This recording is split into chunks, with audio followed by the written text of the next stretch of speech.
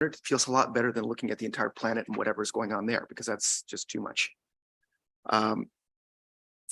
Yeah, I think I just wanted to point out that there's a lot of fear about any sort of change. I don't think this change has to be that scary. Thank you, Councillor Bateman. Yeah, I'd like to move the recommendation and add a secondary clause to that. Okay, so you're moving that council direct staff to proceed with initiatives identified in the 2023 climate action project list. Appendix A, okay, and did you And the want to second add? part would be that the district promptly proceed with a job posting for the senior planning position described in this report. Okay, we're kind of getting in the weeds with that piece, so I'm going to have that as a separate motion Okay. and not together. So one mover only on this. So Councillor Bateman, would you like to speak to the first part? Well, I think it's all been said. Yeah. Thank you. Other comments? There's one I would like to add just further to Dr. Lang and your presentation or your address to us today. The reliable information piece. Completely agree with that. I think that's a challenge that local governments generally have. And I share that. Sometimes I'm in this particular meeting, we resolve, and then I see or hear other pieces and I have no idea. I'm like, that is certainly not the meeting that was discussed here. I have no idea where those sentiments have emerged from because it wasn't at all what council discussed at the day. And a lot of misinformation grows legs and starts running about the town. And so that has always been the challenge that we face in local governments. So I think having a way to start to develop that, but I also agree that involving the community, there's tremendous good work happening even in our schools and even childcare centers and the like on what is emerging there. So it's mobilizing the entire community. So I'm in full support of this. Any other comments? I'll just, Councillor St. Pierre, can you turn off your microphone, Councillor Bateman? Oh, I'm sorry. Very quickly, I'd like to point out that in Appendix A, there is money for community engagement in terms of actually working with local government, NGOs within the community, potentially for engagement education. And I look forward to community groups stepping forward, looking at our climate action plan, looking at our goals, and coming to the district and saying, we'd like some of your money for a coordinator to actually really ramp up our activities. So I'd love to see that sort of thing. I'll call a question. All in favor, please. It's unanimous. Thank you. On the second one that Councillor Bateman has emerged, can I just ask staff about that posting and when you expect it to launch? I don't know that because this puts us in the weeds of hiring. I just want to get a better sense on what this rollout looks like, and then we may or may not need that motion. Oh. So the intent with this position was to receive more clarity based on these budget discussions. So now, pending a resolution on the matter, we can go forward with including the necessary job duties within that so that we can post it as soon as possible. So we have been waiting for this period of time before we would proceed with it, just to ensure that we properly capture what's necessary in the potential candidate and that they're aware of what they're applying for. Okay, so that'll happen then after this meeting or once the budget is fully adopted? To your worship, it could happen shortly after this meeting. It doesn't need to wait for budget adoption. Manager of community planning, that's tentative title, it is already budgeted in the 2023 financial plan. Okay, so we're set to go. And does that satisfy you, Councillor Bateman? Pretty much. I see that manager of community planning is clearly staff's choice for this title. Yes. Okay, thank you. Okay, so we'll move on to our next item, please. There's been a call for a recess. It's 10:35. So if we synchronize time, we will return at 10:45, 10 minutes. Synchronize clocks.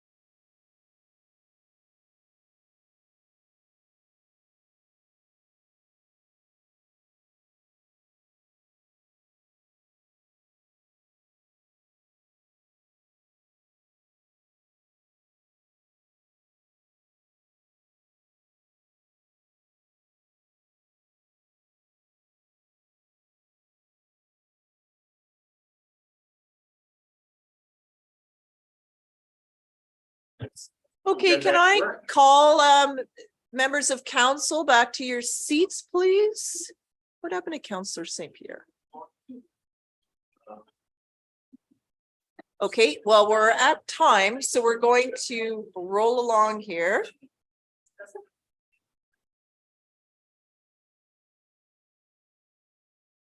Okay, so as we get into this next discussion on the 2023 community service agreements, our staff member is going to introduce the item overall.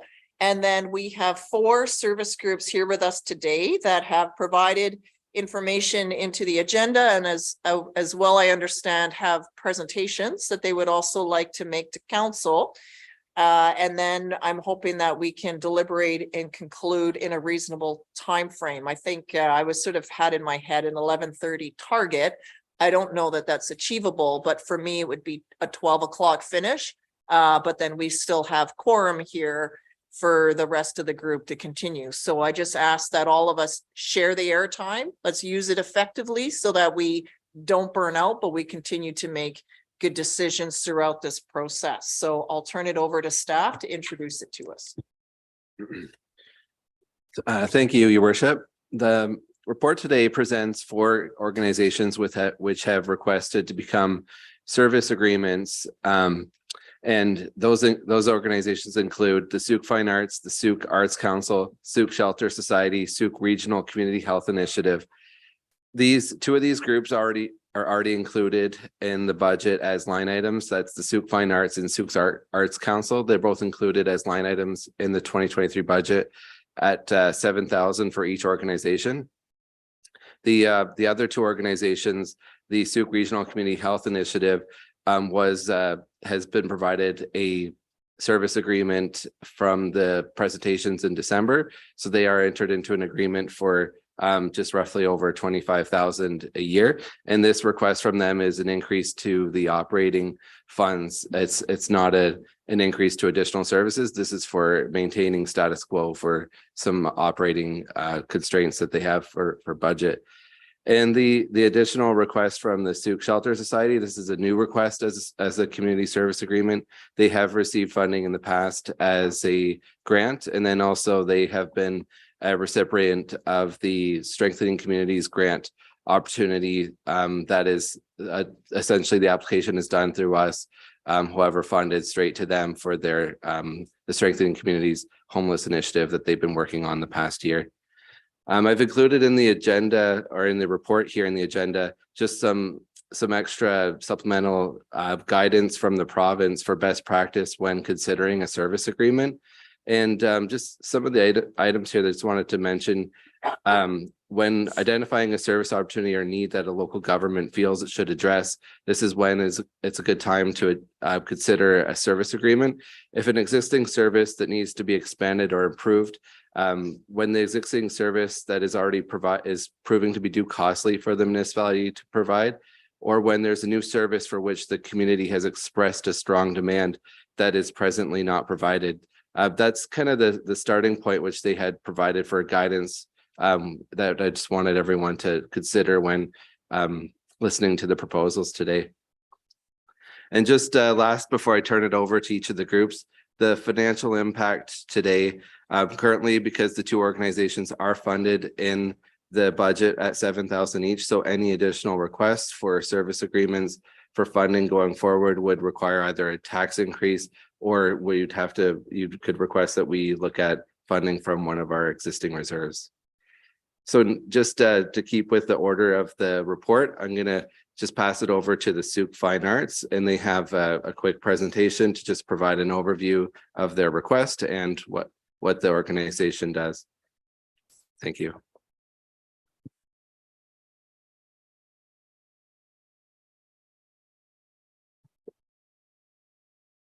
Thank you.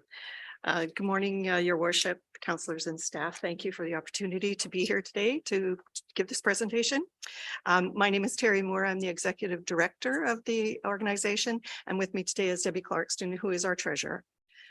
So I'll try and get through the slides quickly. I know I've given you a lot of information and you probably have had the chance to review them already as well. So if we go just to the next slide and then the one following that, just to give you a little bit of information about us as an organization, and the one following that, please. Thank you. We are a registered society as of 2006, a charity, registered charity as of 2007. We have a elected board. We currently actually have 9 members now, I believe. Oh, no, we're still at 8. Thank you. Our annual membership was 138 at the end of last year. And we have an operating budget of about $350,000. We're in the midst of doing our budget deliberations at the moment. And this point is really important to let you know municipal funding, such as you've given us in the past, is a requirement for our continued funding, both federal and provincial funding, BC Gaming, and also the Canada Heritage Grants. It's necessary for us to have funding through the municipal operations so that we get their continued funding as well. So you can see in an organization with a budget as large as this, it's an important thing that we have that continued funding. Next slide, please. So this is just a little bit about our purpose and our mission, and I think I will skip over those. I think they're pretty self-explanatory. I'm sure everybody has, I know some of you have volunteered at the show, and others I know you have been to the show to see what goes on. But basically, we're here to promote the arts and appreciation for the arts within our community, and make sure that as many people about and Lower Island and as many other organizations or other municipalities as we can know about Sooke and what a great place we are to have arts in our community. So we can skip to the next one, past the mission. And actually as well, so the District of Sooke initiatives, we have been a part of some of the key initiatives that you've done in the past, including the Arts Wave Cultural Mapping Project that was part of the 2010 Olympic funding, I believe. And at that advised your Sooke Region Cultural Plan. So we have been a part of a lot of these things that have been connected into Sooke.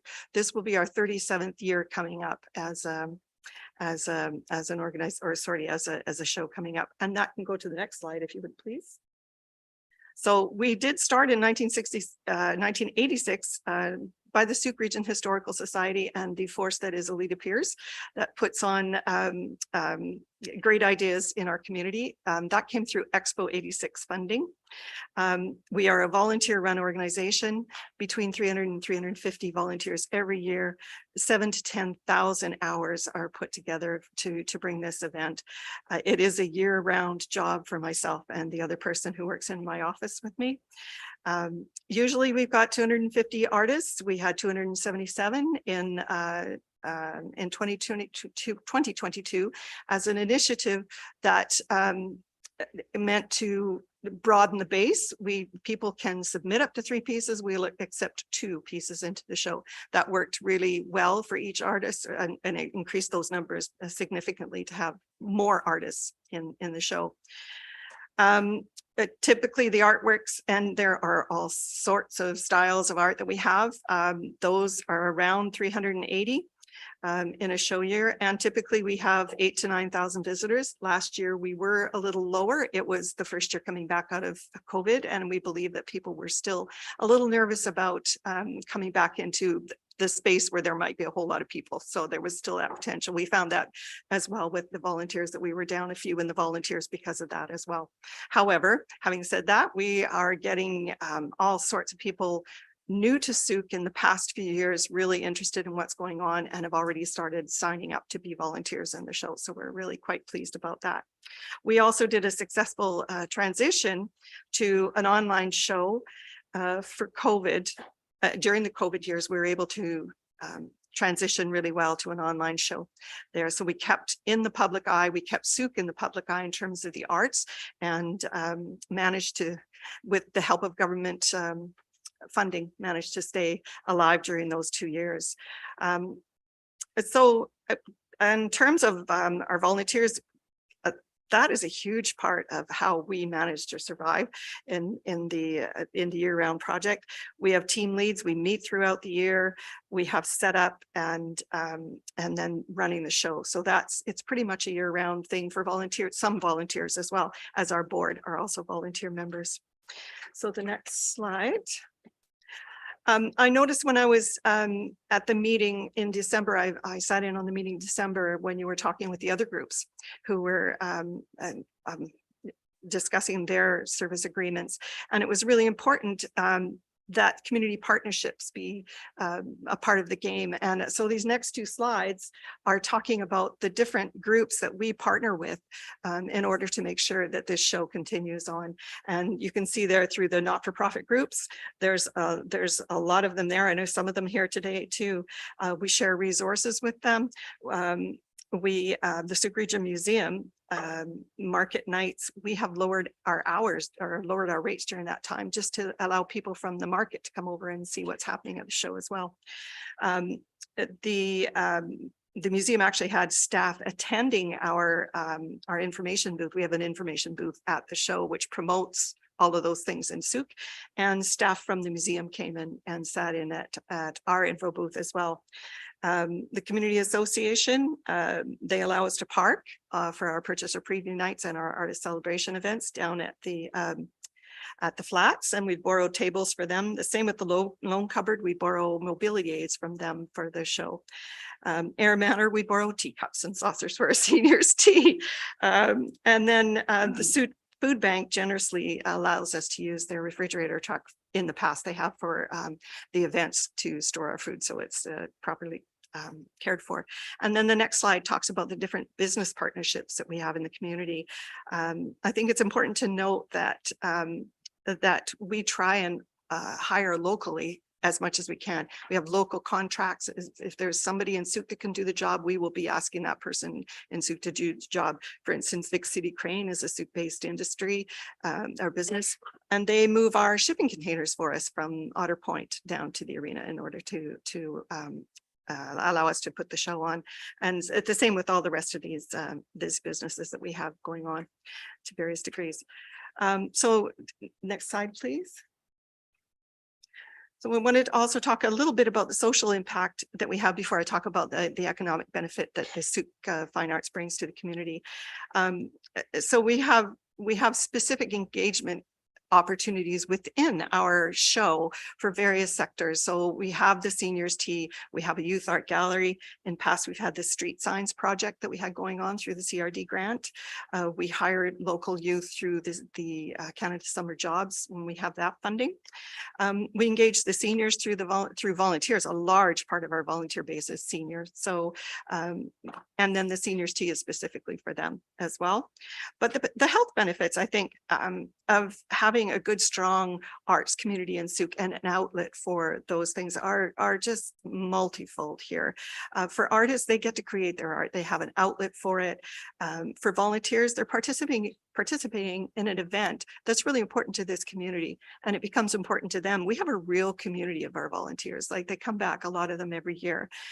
There's something for everyone there that they can do, no matter whether it's helping with traffic or whether it's sitting at the front giving tickets or walking around being a person helping with security, although it's not really, it's mostly helping people not touch the pieces of art there.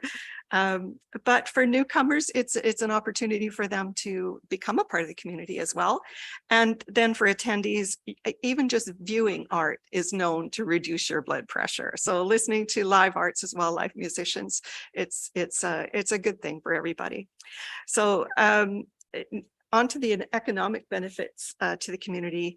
Like I said, local purchasing is a huge priority for us. We have two staff, myself and Jen Hayward, who is the show coordinator. We're both living in Sooke. We're both involved in many other things as well. Local hiring again, promotion of Sooke as an arts destination. That's a huge one for us. We do promote the show locally, but also through the lower island. We have information going all the way up and down the island over to Vancouver through various publications, and I know some of them broader into the Washington area as well through the publications that we do.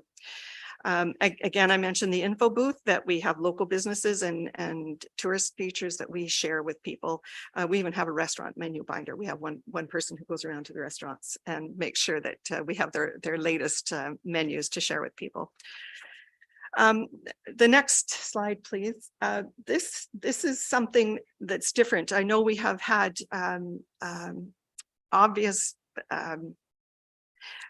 benefits to the community previous to this. This was an arts and culture impact assessment happened in 2021.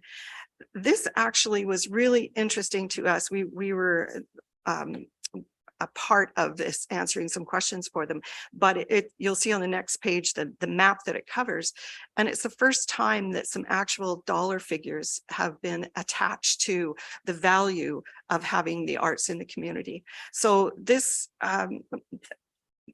was made up, like it says, of 800 artists, 150 cultural organizations, and some and a lot of local business representatives as well.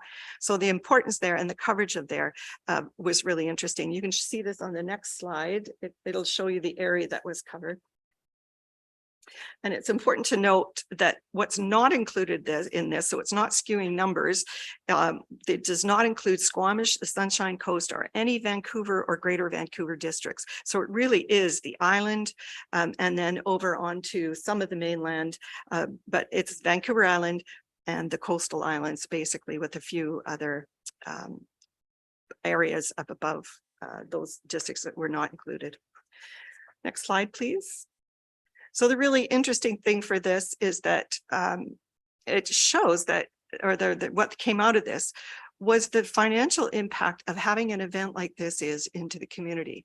So 91% of the respondents reported that they spent an average of more than $60 per event per person coming into the community. So on average, you're looking at, even conservatively, if we did it last year based on about 7,000 people, you're looking at just under 300 or just under $400,000. So every show that we have, just for the show itself, is bringing between $400,000 to $540,000 into this area. So that's a pretty significant economic benefit, I think, to this to our show and from our group. The other part that I'd like to point out is that arts and culture tourists spend more than other travelers when they come to an event. I mean, that's $60 per event is one thing, but they're usually likely to stay longer in a community. And we have heard that anecdotally, that the rates go up, or at the hotels and Airbnbs, the occupancy rates are higher during the show. We know from trying to go to restaurants that during that time that they're busy, and that's just, and we've heard that also from other businesses in Soup, that they really get quite busy. The next slide, please. This one, I think I'll just skip over. It's just the numbers that came from the report as well. And again, with the next two slides, the social and community impacts. These are just statements from that report that I'm sure you can all read, but basically it really is an essential service. Arts are an essential service within the community. They make it a better place to live. So I will get to the nuts and bolts. The next slide, please. So we are asking for $20,000 a year. And I know this is a big increase from the $7,000 that we were receiving. The biggest change for us over this past year, during this last show, was that we found it necessary to hire a crew to put on the show, to set up the infrastructure of the show. The rest of it is still done by volunteers. There are still a number that way. But what's been happening over the past several years is that our volunteer base is aging, and it's becoming a health and safety issue to have people, not necessarily trained people, or the people that are used to working in the construction industry, putting up cables, setting up things, and doing all the heavy lifting of that first week of the show. So we didn't have people qualified to do that. We didn't have enough people offering to do that. And we were, quite frankly, a little worried about people who were offering to do that. So we ended up hiring a crew. It cost us $15,000 to $16,000 to do that, for the setup and then the subsequent takedown. But to us, that was a way to mitigate the risk that comes along with using a volunteer base for something like that. They also offer quite an efficiency for us. It's a group called Victoria Stage Inc. from Victoria, who put on shows, who set up the same type of structures that we have. So they're quite used to doing this. They gave us some really good ideas on how to make it more efficient. And because they were more willing or more able and had the experience, they took less time in doing it. So that's basically the biggest change for us and why we're asking for an increase in our the amount that you give us every year. That will be an ongoing cost for us. We're not going to go back now and just go back to having volunteers set it up. So it will be an ongoing cost and increase. And we are looking for a 5-year term again to give us some assurance of what our budget can look like over the next 5 years, at least for that part of things. So that's what I have to say. We thank you for any kind of consideration that you'll be giving us, and I'd certainly be open to any questions you might have. Thank you very much, Ms. Moore. It always helps to have the in-person presentation or a presentation because it explains the rationale behind the numbers, particularly with the increase in the ask. I'll just sort of share amongst the health working group that I chair. We've come to learn that sort of a cause of injury and sadly death in Sooke is, I'm going to pick on the male demographic, is falling off ladders and roofs. Yeah, so sometimes it's, maybe not being, it's, I've always done this and then those things happen. So when I heard that, I recognize sort of your challenge there with willing hands, but also a liability and what that looks like. Yeah, so I appreciate that very much. Comments from members of council and questions of our presenter today? Councillor Lajeunesse. Yeah, I'm just curious if you have talked to the chamber about their newcomers club, because they're growing in numbers and those people are looking for things to do. So yeah, just curious about that. Yes, thank you. Definitely we have. And actually Gunny Tennessee is the person who is our coordinator for volunteers. And she just came by the office yesterday to pick up some bookmarks to take to the next meeting of that. So definitely. Yeah. Excellent. Yeah. Other questions, reactions? Councillor Beddoes? Yeah, through your worship to staff, I believe at the onset of this, it was stated that any increase would be over to the taxpayer. We don't have another pool of money to help out in this area.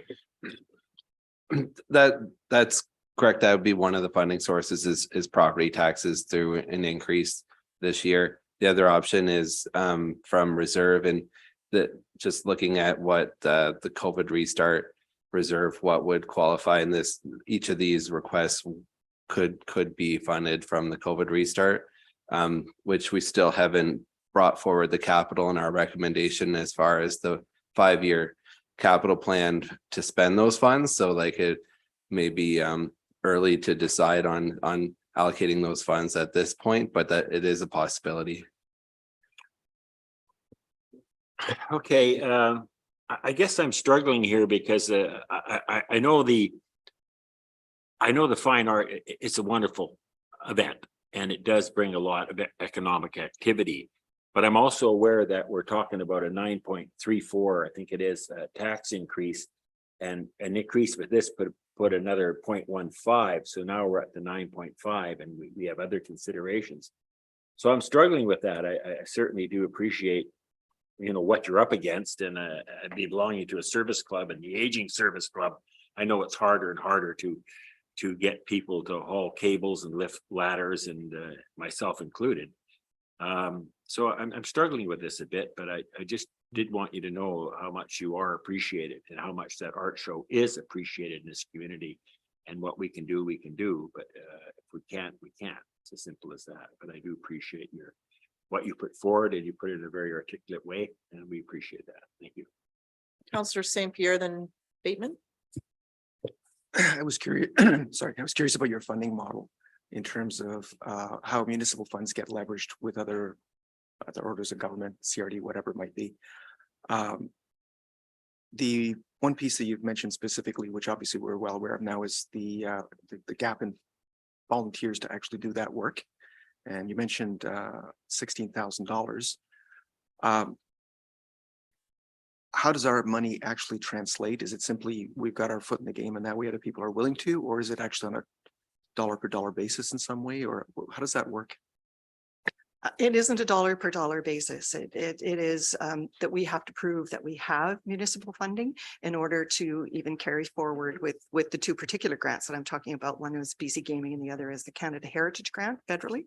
And then other granting bodies that we apply to, some of them federal, they do always ask that question. So it's not a dollar for dollar. They want to know, they do want to know how much, but they want to know that this is an important thing to the municipality, that it's being funded that way. Okay, so that's fantastic and sad all at the same time. Yeah, you're right. Well, as soon as we have our foot in the door, you get all that other money, but if we increase, you don't get an increase from them either. So that was, Not necessarily, but there's always the option of looking at other funding sources and saying, well, look here, we're getting, there is that option. So for us. I also had a couple other questions that had nothing to do with the funding specifically, but I'm curious nonetheless. Okay. Do your artists get many sales through the fine arts show? Yes, they do. They did last year. It was a record year for us last year. We try and keep our the commission that we charge quite low. Most galleries, for instance, will charge 50, sometimes even 60%. We keep ours at 30. So we're in line with other organizations similar to ours. The Sydney Art Show, when they were operating, they were at 30% as well.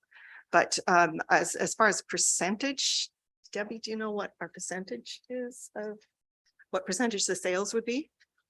I'm trying to think. I don't have that. Yeah. Yeah, No, I was curious because that looks like another economic driver and that's lovely, yes, yeah, especially for artists who I think always need a way to sell their art. yes, exactly. My last question, I'm sure you're already doing this, but I'm going to ask anyway. What are your attempts to actually work with, for example, EMCS and some of the local schools in terms of getting younger volunteers? Yes, that is, no, that's great. And it is, we do have a connection in through a young person that we know that's on the council at EMCS, the youth council at EMCS. And yes, we are always asking them. What we've run into in the past, we do have a youth art gallery section of the show. So we do encourage them to also, any of the artists to apply to that. We also offer an art scholarship, at least one every year, to students that are in school district 62 who are going on to a program at university that has at least a component of the arts. We offer that, but we have talked to them directly and through this person who is a member of that community. What happens about the volunteering, particularly around the show, is a lot of students have summer jobs already. So they're not able to come and work with us at that time, although we do have a number of them who do on certain days. So yes, it's a connection that we try to nurture. I thought as much. Mhm. I'll mention also that in recent conversation with some of the trustees from School District 62, they're doing wonderful work in terms of actually in metalworking and so on and so forth, in terms of getting people directly into jobs and apprenticeships. And they also have a strong focus on the arts. And so I was also curious as to whether or not there's mentoring opportunities for making links with young people, because that just nothing to do with the rest of this, just a consideration. And I Yeah, was wondering if that was happening as well. it isn't particularly at the moment. We are trying to grow our youth art gallery to include some metalwork and shop work things, components of it. However, we are confined in space, trying to, for the youth art gallery parts of things. I absolutely would be interested in finding out more about School District 62 and the mentoring program. We haven't pursued that other than what I said, we'd go through Edward Mill.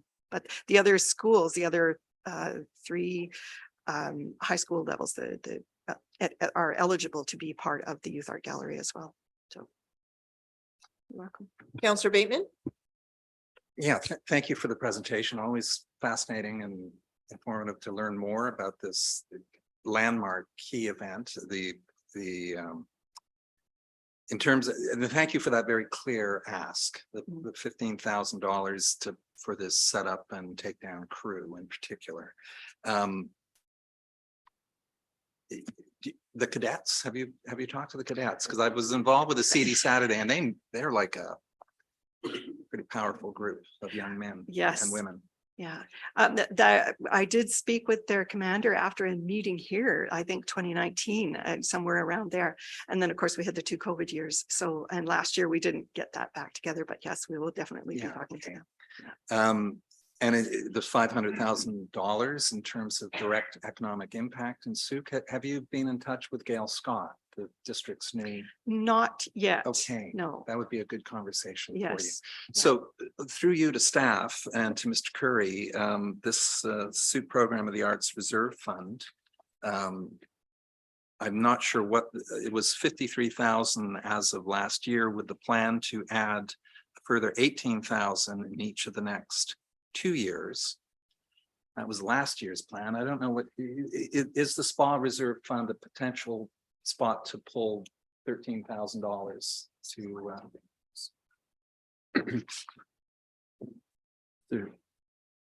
So the, just from the actual policy, or actually the bylaw, it's money in the SUIT program for the Arts Reserve Fund, and interest earned on it must be used only for the purpose of public art projects approved by council. So Okay. it's close if the art was funneled through the meetings here and approved by you specifically. Well, I don't think we're suitable adjudicators, unfortunately. Okay, Okay, thank you, members of council. Councillor Lajeunesse. Yeah, I don't know, I would hope that we could find the money to support this, because the Souk Fine Art Show is one of our crown jewels for Souk, and it's been growing in popularity over the years. And the 400,000 or $500,000, the direct benefit that we see every year from it is just a snapshot of what it brings to Souk during the time the show is on. But it sheds Souk in a very positive light, and I'm sure that the kind of the immeasurable benefits are much greater than that. And so I think any way that we could support this would be worth. Okay, so I'm hearing you motivate, so I'll encourage you to put a motion on the floor then.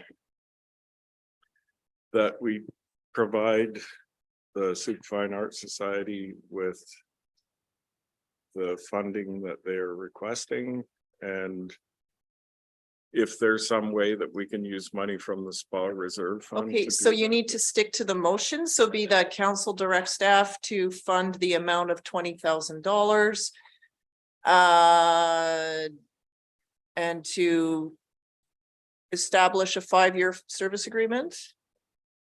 Sure. Okay, I'm just saying that because we've heard that the Arts Reserve Fund could not be used unless we're adjudicating the artwork. So that is not, we don't need a seconder. So I just want to clarify the motion. That's not a source. It's close, but it's not a source because we're not adjudicating the artwork, and nor do I feel we should be. Sorry, can you just repeat that? That council directs staff to formalize funding of $20,000 and to enter into a 5-year service agreement for that amount, correct? Yep.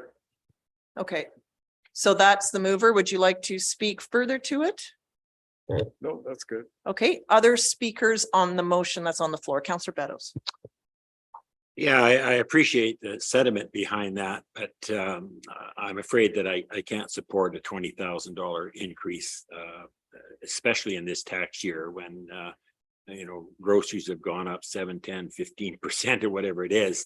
I understand what they're up against. I certainly would be all right with an increase, but to go from $7,000 to $20,000 a year, I think just sends the wrong picture. I understand the worth of the fine art show. I mean, it's wonderful. But we also have to be responsible for other aspects of this community as well. And I know it's only a 0.1. There's no idea where money's coming from. I haven't heard any alternatives, so that tells me that it is going to the taxpayer.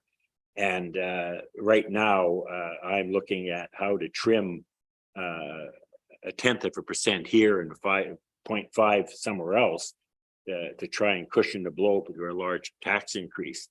So I'd be all right going to 10,000, but I can't support 20,000. I'll be voting against that. Okay, thank you, Councillor St. Pierre. I think that Councillor Beto's points are well taken. But I don't necessarily agree. And this is a really hard decision because I think he's absolutely right. This is a really hard tax year and this is a huge increase we're already looking at. Having said that, the Fine Arts Show, as Councillor Lejeunesse has pointed out, is actually a really important event in Souk. I think there's a lot of side benefits. I continue to hope for many more of our youth to get involved to basically provide, longevity and energy and all the rest to the Fine Arts Show, because I think it's just one of those things that's just desperately needed. Not just at the Fine Arts Show. I think youth just need to be getting involved, but I think the Fine Arts Show is a wonderful place to do it, probably better than many. So there you go.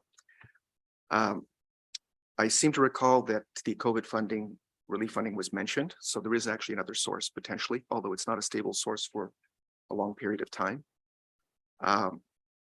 My hope is that with time, other sources of funding could be developed, but that's pie in the sky. So we can't necessarily count on that. I am more curious, however, about another source of unstable funding, which was actually the SPA funding. Because when Mr. Curry read the policy, I did not actually gather that it needed to be adjudicated, though that language wasn't used, and I'm not sure that it's necessarily the case. I think it was more that an art intended type of initiative approved by council, but I would like some clarity on that.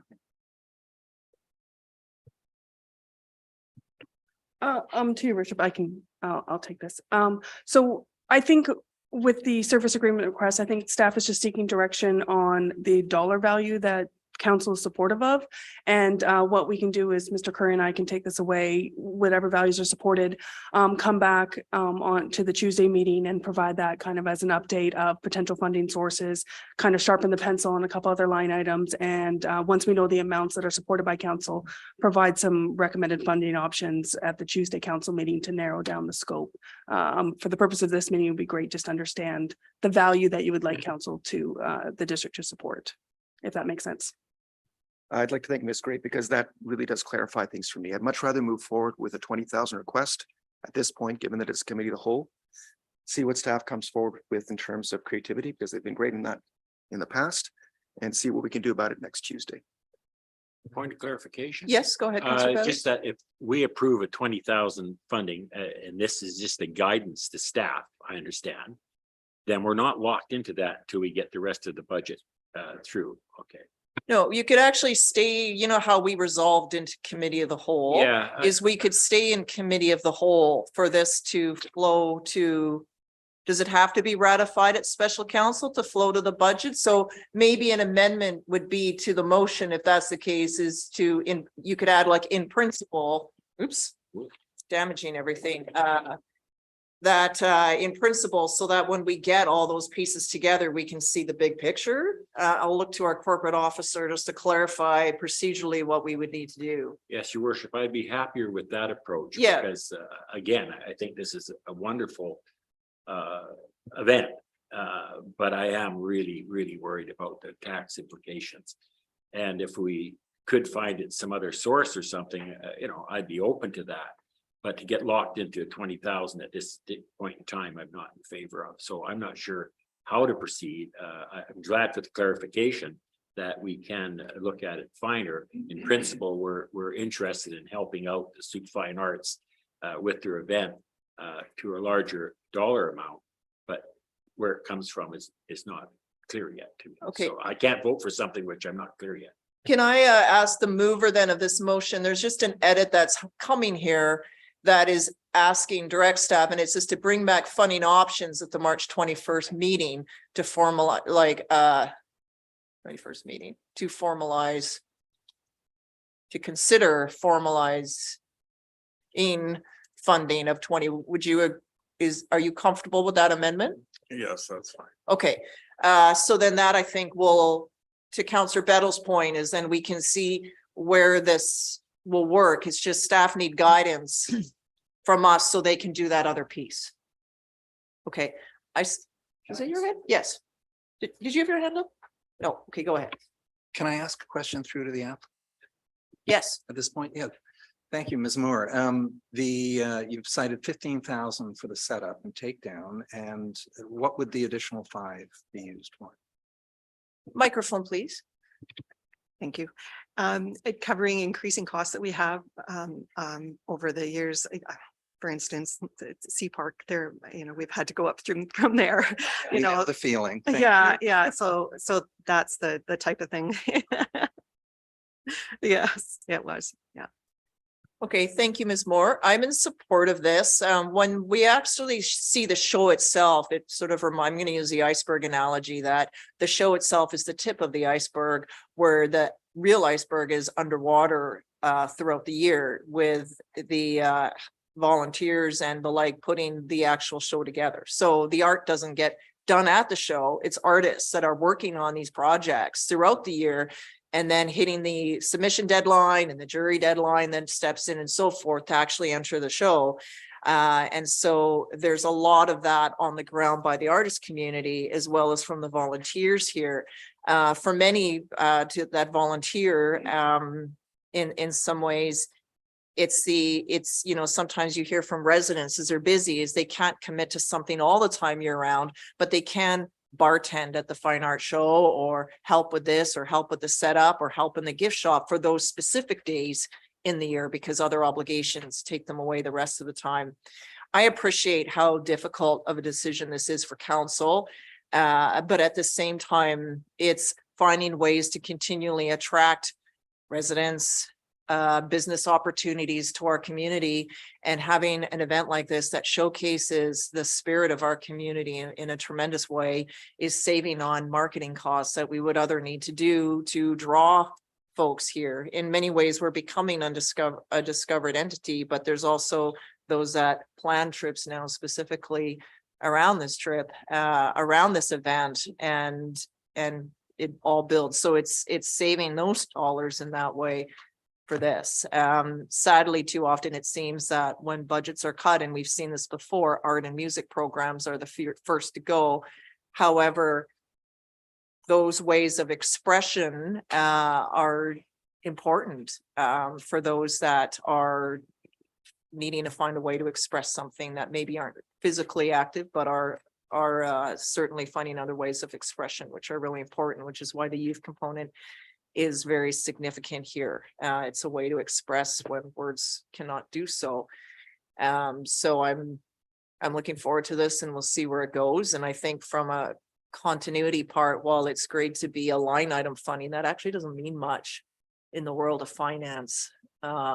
It's something unique to Sooke. I think that we have line items, but they're subject to change. This allows for consistent predictability over the next few years, I think, which is more important. And also it frees up more time for other discussions as they come along. Not that we don't want to see you, Ms. Moore, but just saying you have work to do too. Okay. So on that, I will call the question. All those in favor, please.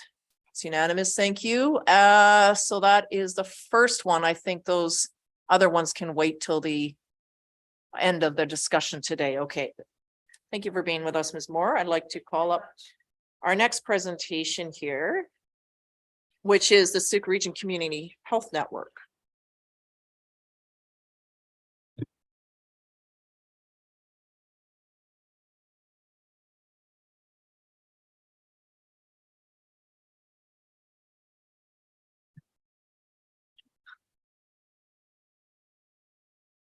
So,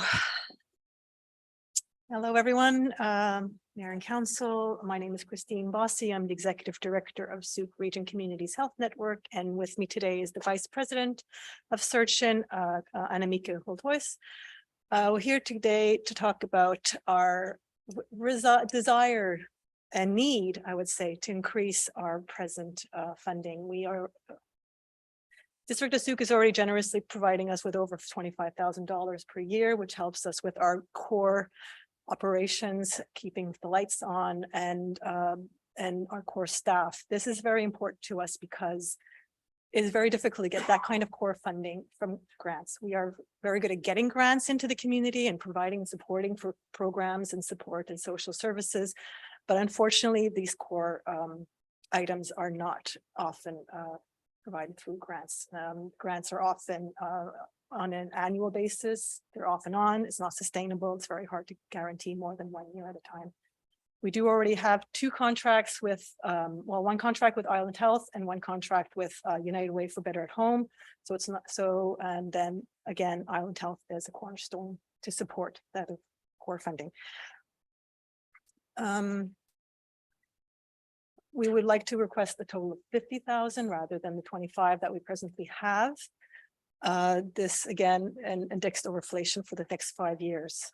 I've provided materials and detailed materials as to why that is required. There's many, it's rather interesting having conversations that why are we requiring 25,000 when we already have 25,000? The thing is that we are just growing. The needs have grown. We know we've identified them. Poverty and social support services are required to support our community residents.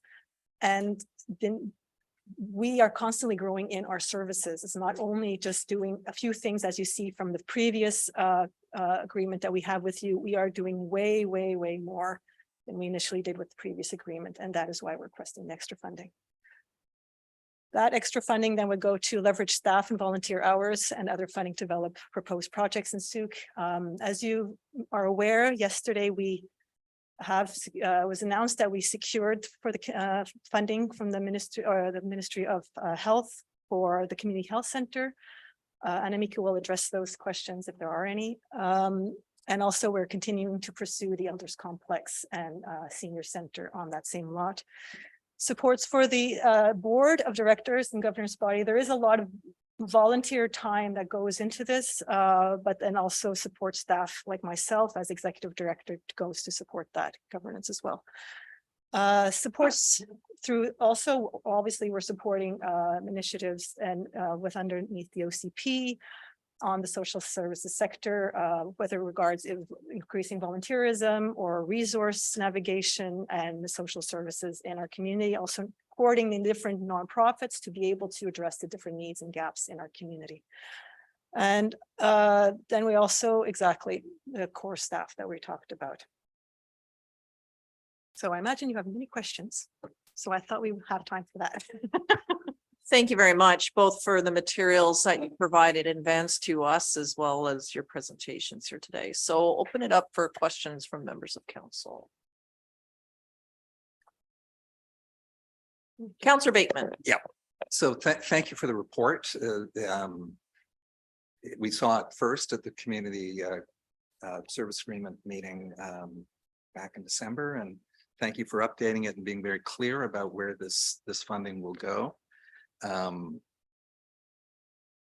As a member of the Age Friendly Committee over these last 4 years, every month we get updates from Searching on what it's doing in the community with ongoing programs and grant application. You do remarkable work, so thank you. So yeah, that's it. There's no questions coming out of this. Reactions?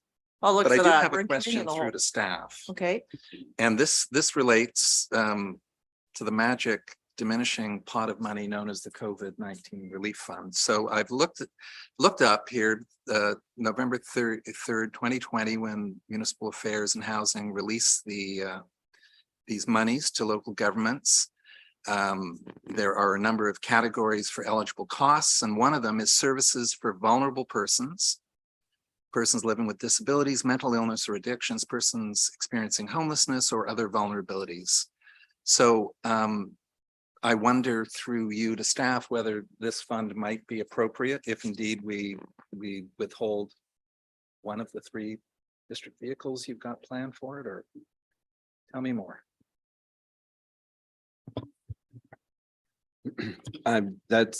We can bring forward a schedule of our proposed our requested plan for the COVID restart funds on Tuesday, and you can make a decision kind of seeing everything with what we recommend we go forward with. Like, we have allocated a few of the capital projects in 2023 from COVID restart funds, and then the remainder, I believe, was meant for the town square on Lot A. So it's kind of will be up to council it's council's decision if you'd like to still earmark those funds for 2024 for this other bigger project, or if you'd like to still continue using it to support either the community grants this year, or in this case, the request that's before you today. So that, yes, it's eligible, and it might be best to make that decision when you see the full plan for the restart funds that we're recommending. Thank you. Thank you, Councillor Beddoes. Yeah, once again, I don't want to be the old Scrooge here, but it's a big ask. And a couple of concerns I have is it's another provincial responsibility that seems to come back to the municipal area. And once again, I'm here to represent all people of Soo, and $25,000 a year. Even if it came from the COVID funds, that's only 1 or 2 years, and we're looking at a 5-year funding model, right? So, I mean, that's not sustainable to use the COVID. I could certainly see the bump up. If you have a glitch this year that we could help you out with, I'd be more than willing to do that. I do have a lot of problem with another $25,000 increase to this community. So I would have to see that flushed out in great detail before I would commit to something like this. There's a lot of moving parts in it, and I understand what you're up against, and it's not an easy time. But it's same with this increase is that a lot of the other residents, and I ran into this delivering food hampers yesterday, is I had people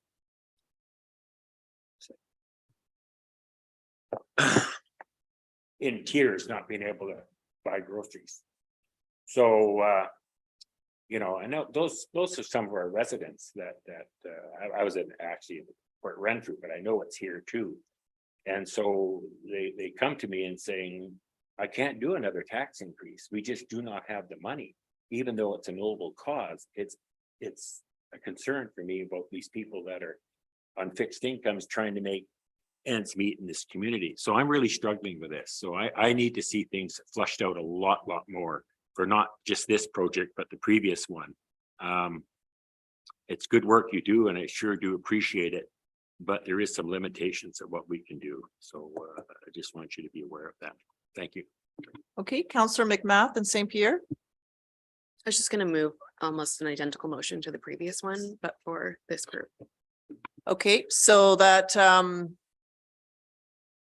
well, look, it's on the screen. Is that your motion there? The second one? Okay, so that's moved by Councillor McMath. Would you like to speak to it? No. Thank you. Councillor St. Pierre. I had some further questions and some further comments. I think that the role of the district is generally going to be around housing, transportation, providing those services. That's our wheelhouse. That's what we do. We have jurisdiction over, creating transportation networks through roads, the local economy through zoning and so on and so forth. Those are the things we do best. When I look at a lot of this stuff, it feels really like a download, like Councillor Beddoes was saying. It looks, I mean, I've approved in the past, and I will continue to approve support in the community for mental health when it's not being provided by the province because it's so desperately needed. I will continue wanting to put Band-Aids on, but quite frankly, local government puts Band-Aids because we just don't have a lot of money. And our Band-Aids are thin and they're stretched by the property taxes. So I'm really a little concerned, not just about our budget, at a breaking point with, already 9.34, but also just with why are other orders of government not paying for these things? Why are those dollars not coming forward?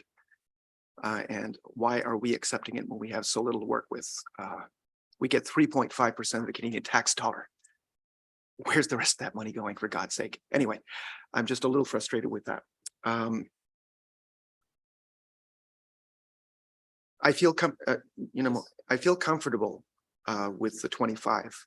I feel comfortable knowing that the district can actually help NGOs who are doing excellent work with coordination, so they can actually at least have one staff, so they can work with their volunteers, so they can actually go looking for grants, so they can actually get other money and so on and so forth.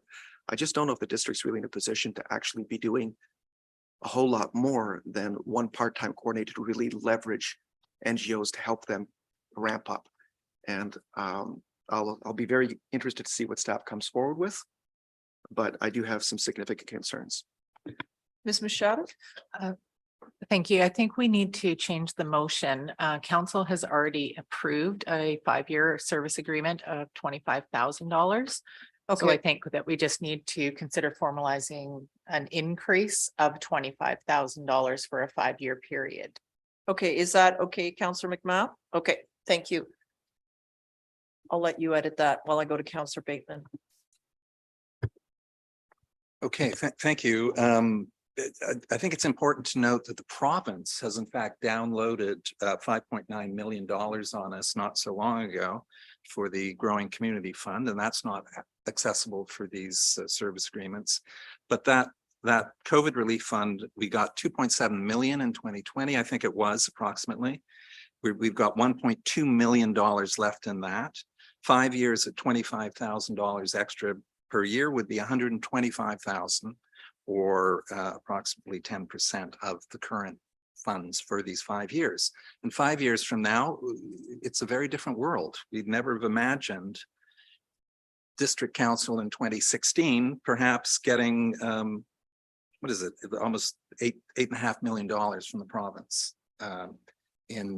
So who knows what the future holds, but we do know that Search-In provides these kind of services that are impacting those very people you were referring to, Councillor Beddoes, who need, these are the tread carefully.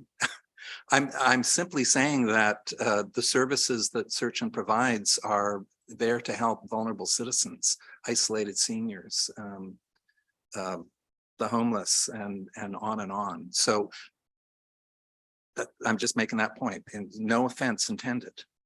Thank you. So I'm going to comment here. In terms, I appreciate what everyone is saying here.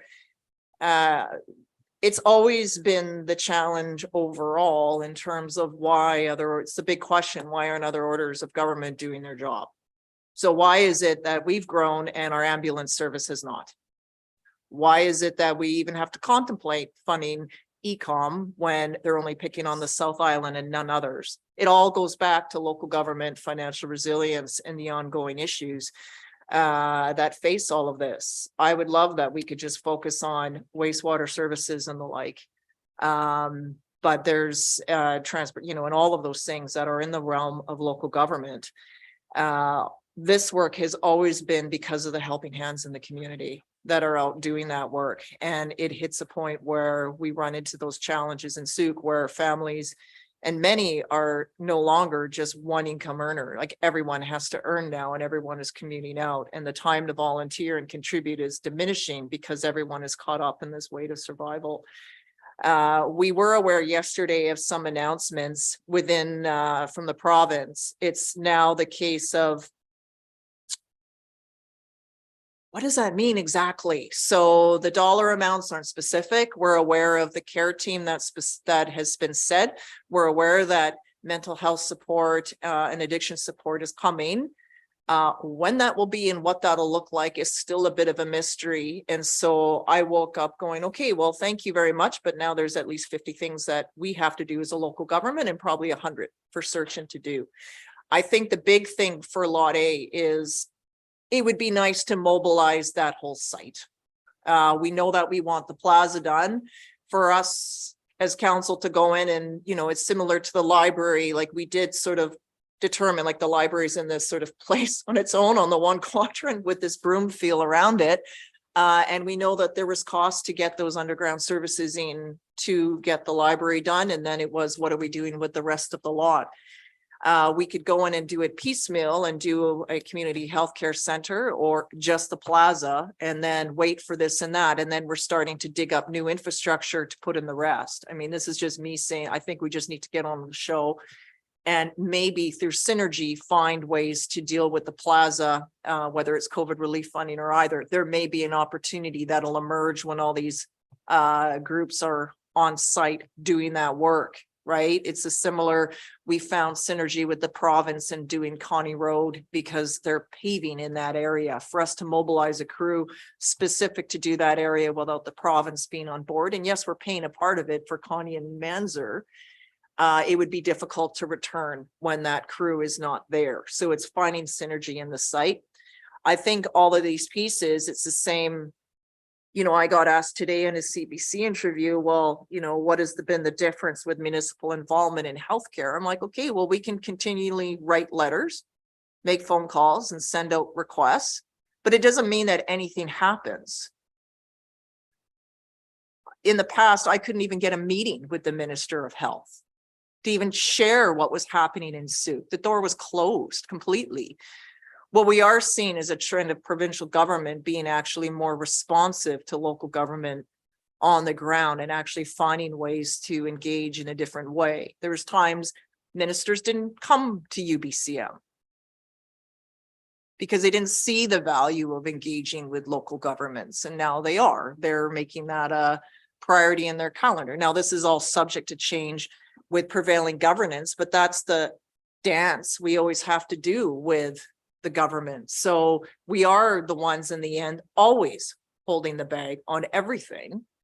Even before MLA Horgan became the premier and was in opposition, I couldn't receive an invitation to meet with the Minister of Transportation. And when I did, he says, no, there's no file. I don't see it. I don't have anything. So then I had to write letter after letter after letter every time there was an impact to prove we have a problem with our highway. So there's a lot of, we leave it to advocacy. That's a piece to do. I think we need to find a part, and that's why the COVID relief money, some communities have already spent it. The fact that we still have some, I think is the cautious work of council and as well as the creativity on staff to stretch those dollars as long as we can, as best as we can for the betterment of our community. I think with this, there's options that council can consider. I mean, this is something to give direction to staff. Maybe it comes back that we can do a 2 or 3 year service agreement and then wait to see what untangles through the provincial announcement. But for us to mobilize that community health center, while it was wonderful that the province was there, it'll be district staff, district council and Searchin that will actually see it through over the finish line. There was no comment that the province will provide a project manager. No, we have to raise this building out of the ground ourselves with the help of others, and we will need the help of Searchin to see this through. It was their proposal that was approved. There is no way we, when I saw it, I'm like, okay, that looks great. I have no idea how to comment on this. Because we are not in the business of healthcare delivery. We rely on those that are and were, as well as the engagement with the physician groups and other allied health providers and all of those in that circle of care to provide their expertise into that document and search and funneled it through and got it over the finish line. It was a work of at least 9 months of work, chasing that down to get it over the finish line. And it wasn't easy. My role in it was, as you know, and those with me at UBCM, was just to tell the Minister of Health, we continually need your support on this. And also phone calls and emails to our MLA, like, you need to see this over the finish line, because we were hitting walls everywhere. And then finally made it through. But it is now on us. We wanted a Made in Sooke solution. That is what we have. So it is on us to see it through. And we're going to need the help from others to do it. So I think I'm in support of this. I'm uncomfortable. I said, I agree with you, Councillor Beddoes, on the impact down the road, but it's something that can come back. We can perhaps maybe an amendment of, I'll leave it as is, because I think what I'm saying is enough, is that we could come back with options that we could do a few years under COVID relief. It'll be examined. Well, by then, I think I said on the radio, no, that building's going to open in 2025.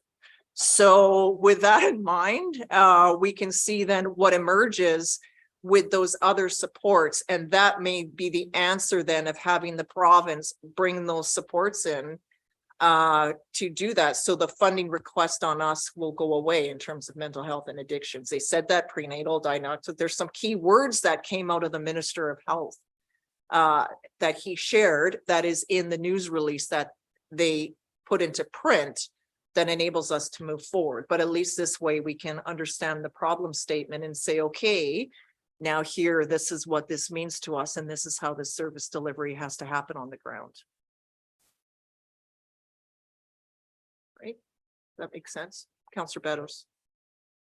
Yeah, I would like to certainly, I don't mind looking at the COVID relief funds. I'm not so sure that's what they were intended for, but, you know, well, I disagree with you there, but anyways, we can have a disagreement. But I'm willing to look at that and, you know, staff, I have a lot of faith in staff to come back with some suggestions. I'm still very uncomfortable with that much of an increase in this difficult tax year. Totally understand. And Counselor McMath? Can we call the question? Yep, call the question. All in favor? It's unanimous. Thank you. Next group up here, maybe what we'll do is I need to transition out of this meeting. So I'm going to ask, what we can do is take a break until noon. Is that okay? And then we still have quorum. So Counselor St. Pierre will chair the remainder of this meeting. And then take it there. I'm sorry, I have a very sick child at home, so I have to go. So back in 10 minutes, circulating the time, well, 8 minutes, back at 12.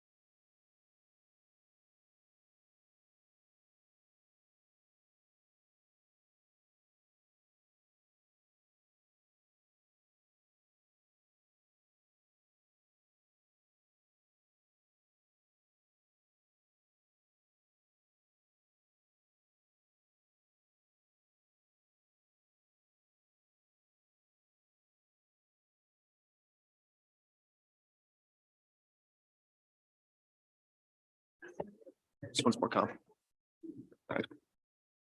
Can I still say good morning? I guess so. Good morning, council, staff, and members of the public. My name is Lothar Spingert, and I'm here this morning to present you Zug Arts Council request for service agreement, the district of Zug, over $8,500. I'm the treasurer of the Zug Arts Council, and also in this room are a member of our board. You, Tanya, our president, our vice president. Yes. We are all here today to underline the importance of today's applications for us, and of course, to answer you any questions after my 5-minute presentation. That works. Well, let's see if that works. This way. Year-round, the Zug Arts Council brings art, celebration, creative vision to the Zug community. In many ways, Zug residents are able to enjoy, to explore, and try out different types of arts to interact with the world. You see 4 examples actually, and these pictures illustrate examples from various community events. There's beach art. That's one with a gentleman folding up some sticks. The concept of beach art is people taking a stroll along with and spit. They can sign up to participate into create art or just have fun on the beach with everything they find. All art pieces will be judged by a jury at the end of the show, at the end of the event, and the winners get $75, $50, or $25 prizes. That's for adults. The kids, all the participating kids, get a $5 appreciation fee for participation. And you should see the glare, the sparkle in the eyes if they get something, just for doing something, building some stones or whatever. So everything that's picked up will stay at the beach. We have a second picture. That's the lady with this easel. She's standing on the beach behind our tent, and she's painting. The concept of plein air is artists performing their art on whiff and spit in, as the name says, plein air. Every participating artist gets from us a $100 honorarium for material to participate. The produced art pieces are usually sold and showcased in our own gallery at Church Road. The revenue of these art pieces will be donated to various organizations. We had certain, whereas other organizations like Zug Fine Art Show, they will participate in that. They will get this money. We don't keep it. So we give it back to other organizations.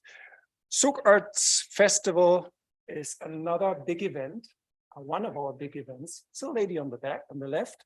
You see, the concept of this is Zug Arts participates in the festivities of music, of the music and festival and the entertainment. It's happening there, and people come and stroll along and find a booth built up by us where we invite people to create something, to have some fun, to create, paint, rocks. And this year's topic, the lady on the left, she has a wonderful tiara. That's, I learned this word. It's an interesting word. She said tiara on her head was created with flowers. So we purchased these flowers and let people participate in creating something with their hand and have fun. And of course, it's a huge attraction for kids as well. And on the very right, you see a lady painting, obviously watercolors. We invite seniors to our gallery and our studio to explore art techniques and learn new skills together. Socializing is key here, and of course, fun.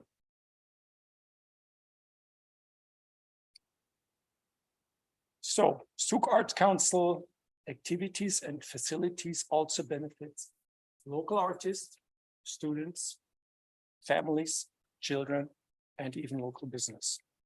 Also, our regular roster of activities over the years impacts a large number of people, as you can see.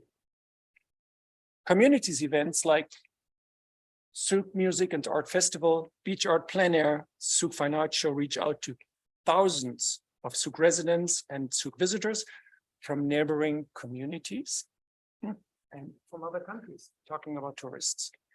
Artist events on the right, like regular member shows, private shows, or our monthly meet and greet, engage the public and the artists to see, explore, share, learn, and socialize. Artist events are well received and happen in our own gallery and the adjacent workshop. Projects are, for example, the Souk Vancouver Public Library as a satellite gallery. We hang pictures there. We are not there yet. There's still work to do. That's why it's a project. We have trouble to get the art on the wall, but we are allowed to do so. And the online Souk Arts Guide. And finally, we have classes. Local artist classes are happening on a regular basis in our arts studio. So a lot of stuff's happening, and SAC's it's short form for Souk Arts Council's major highlight was the opening of the new gallery, and that's important. That's very important. The big highlight last year was the opening of our new gallery on Church Road in September last year, and the opening this year in February of an adjacent studio. So we have a gallery for showcasing, and so with a little entry, you can walk right into a studio where you can hold arts classes, and both locations are well received for showing, little gift shop, and Tanya, gift shop, and hanging from art pieces. Gallery. Yeah. So lots of things are happening. As you can see, we have calls for artists, Step Up 2023. We have Arts Guide, meet and greet, and that is a lot of communication in newspapers, magazines, flyers, on our website, on Facebook, and on Instagram. Also important is to know that Souk Arts Council supports and collaborates with with other Souk nonprofit organizations like the Souk Region Community Health Network, the Souk Fine Art Show, and the Souk Music Society. With donation, we do this with donations, participations, cross promotions, or simply by providing help and manpower. For example, this year fundraisers auction, we collected roughly $1,600. We did not from donated pieces from artwork from our artists. We auctioned them and we raised almost $1,600, and we gave that money straight to Searchen to help them to fund their intentional seniors care home. We're still falling some short, but we do our part.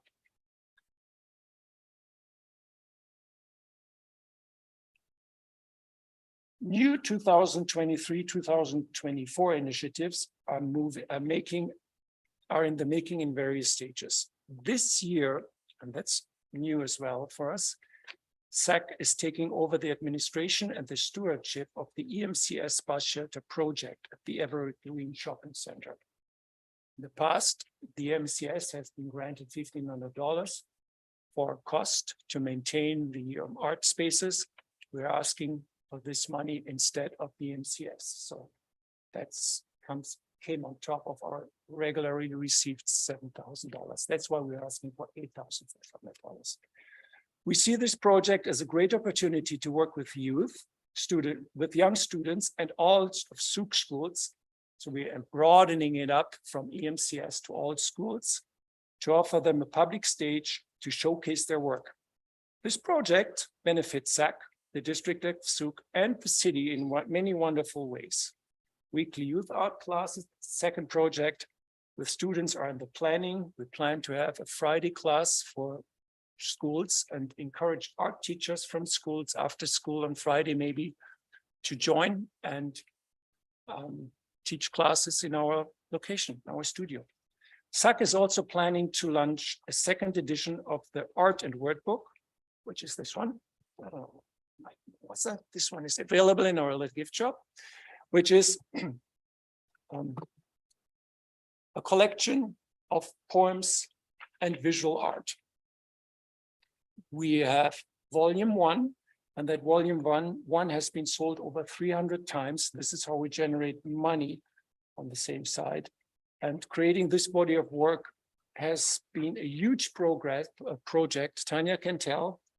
If she would just go on, we wouldn't run out of time, to bring artists and volunteers together to create this wonderful work. There was a lot of discussion, a lot of creative thinking, a lot of creative work being done. So this project is very important for us. We have volume 1, it's finished. We're going to go for another volume, which is volume 2. And we have even volume 3 in the making for future projects, because this is key piece.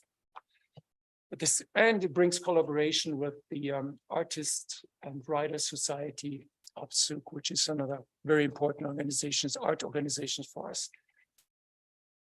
Okay, and the very last one, of course, bi-monthly artist lunch and learns are new projects as well. We want to get people together and talk over lunch about new ideas, what we can do to be more creative, to reach out to the public and engage public in creative activities. And this is a brainstorming event, if you want so. And the very last one, that's a very important one, but that's the most difficult one. We are aware, we want to show, we plan to showcase local indigenous artists in our galleries and become part of our society. That hasn't happened yet. And we are aware of the sensitivity and complexity of this project and know it will take time and patience to approach the indigenous community.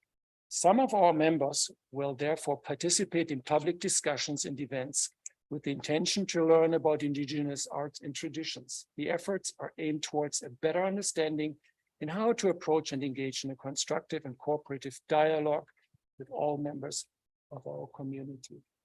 So approaching all facets of our community is on our agenda. It's going to be difficult. We know this. We might need help from everybody who's involved and has experience with this, but we are wanting to learn and to open this gate for everybody. All right. Of course, the attendance and participations of all past events have been and will be recorded. This gives you just a rough idea that thousands of people attend various activities we do in the community. Our biggest events are by far the Zug Fine Arts Show, Plein Air, Beach Art, and the Zug Music Arts Festival. As you can see, lots of pictures to take. So I want to almost close my presentation, but I want to think about something which is very important. And you might ask, how do you guys finance all this? Let's spend a brief thoughts on our future, financial sustainability, and a forever home. Well, running a little bit ahead here.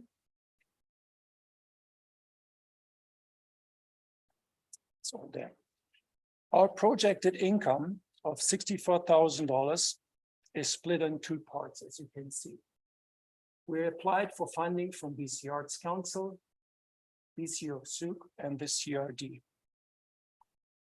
We project another $33,000 from the sales of this book, from auctions we are holding, from art sales, and from renting out our own gallery. We make our own gallery available for the public. Whoever wants to hold art classes or do something which is within our mandate has an option to rent our space, and therefore we generate revenue. So we're hoping to generate $64,000 in total. Our expenses, $29,000 are expenses for honorariums, community events, projects, and art classes. I would like to emphasize that this is money which goes straight back to the artists and to our mandate. Expenses for communications marketing is $10,000 and $25,000 for rent and operations. And we have another $63,000, which shows up here as contingencies. Of course, we want to think about the future. Our Art and Word Book Volume 3, which is eyeballed after this budget, will cost us roughly around $8,000, and we want to keep this money in our bank account.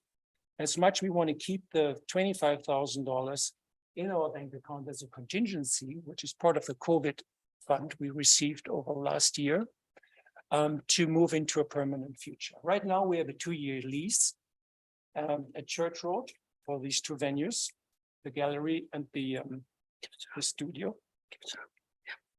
The studio. And we want to keep this money just in case we have to move again, because we experienced when we moved from Souk Road to Church Road, just around the corner, there was a lot of money for renovation and upgrading involved. So we want to keep this money. $30,000, I think, is a very cautionary and conservative approach to keep as a prudent reserve for our next fiscal year. Because we have running costs around $30,000, and we want to keep that money.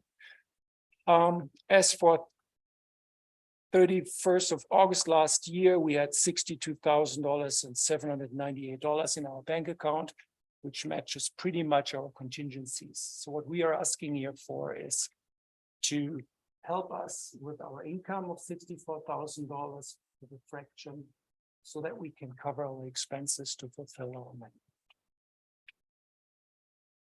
Please let me finish this last slide as a resume. 50% of our projected expenses are covered by our own activity. That's too fast. 50% of our own expenses are covered by our own activities. 100% of SAC's contingencies and its prudence reserves are already held as assets in our financial structure. 60% of more of all expenses are serving directly SAC's mandate to support the arts community, and $45,000 brutto sales, that's sales of art. We give roughly $30,000 back to the artist because the artist sold this. We just keep a fraction, 30% of commission average for us as revenue. And these $30,000 is definitely a noticeable contribution to the artist and their expenses. So just by running our little business, we're supporting artists who are able to showcase and sell their arts. I'd like to thank you for your attention. We're open for questions. Thank you. I'd like to thank you, and I'll open the questions from councillors. Councillor Meadows, you okay? This is it's probably more directed to staff, but to the chair. It was mentioned that $1,500 was allocated to the EMCS for looking after that bus shelter and the art in it, which is very interesting down there. And basically saying that that should be moved over, and that would be the difference between the 7,000 they were getting to the 8,500 that they're asking for total. How was that paid to EMCS? To staff?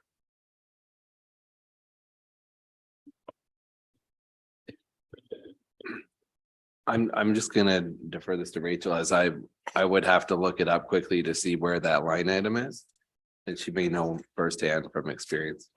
To your deputy mayor, worship, council member.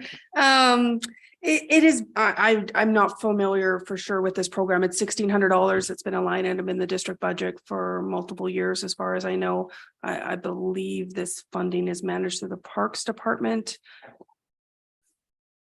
Council directs, yeah, sorry, it's in the council budget, but I believe the Parks Department works with EMCS on the artwork that's involved in the bus shelters. So I'm not 100% sure. I don't believe we have a written agreement with EMCS for this funding, and I'm not particularly. So if we move this to the chair again, to our CFO, if we move this funding from the parks that is given to EMCS and move it over to this, are we cutting EMCS off of something else, or do they care? I mean, if they're not doing it, then why are we funding it? And if these people are going to do it, then that to me is a simple, just transfer the $1,500 over. Is that possible, or? To your worship, we can confirm for Tuesday. We can just do a bit of background and digging and just to confirm what the plans normally are with this one. It's a very small amount of money every Yeah, year, it so is. it's not really on my immediate radar. No, I Unfortunately. understand that. So, but I can definitely dig into this a little bit and provide some options. If this is something that's supported by council to fund this organization, that's something we can bring back to Tuesday's council meeting with the options of potentially reallocating this fund, or obviously the tax impact of I $1,500 is minor, so. Thank you. Thank you for the presentation. All the work you're doing, the programs, the prudent, well-managed approach to the organization. Your financial statements are clean and clear. Thank you. So I'm curious as to, as Councillor Beto said, an increased line item versus a service agreement. I'm through you to staff. Is there, what would be the advantage for this group to have a service agreement? To answer that question, as Mayor Tate stated before she left, line items don't really have a lot of reporting that are required on an annual basis to the Yes. district. As other organizations have said, service agreements, line items can potentially be fluid every year. There's no signed agreement with these organizations. So in theory, it is an item that council could cut in any budget year. So because no payments are made to these organizations until the budget is adopted each year. So the benefits are as well, comes with service agreements, comes annual reporting, regular cross promotion and engagement and stuff. Communications coordinator will be involved with them and promoting their events and things like that. So staff just prefer service agreement because it's more stable, it's more detailed and outlined what we're funding and why and what the district and expects in reporting every year. And then that can be reported back to council on an annual basis. Thank you. And in terms of these, developing a Schedule A of deliverables, what's the process with that? Does Mr. Curry work with the applicant, and or how does that work? That's correct. So for the batch of service agreements we completed in December, I had asked each of the organizations to provide their terms of service and then what was supported by council, I'll include in the schedules. And then so it kind of pulled the bits out of their proposals, also looking at the previous service agreements to ensure that nothing has changed and all the deliverables promised in the room today are included. So I work between the two to ensure that we've covered everything that's mentioned in the meeting.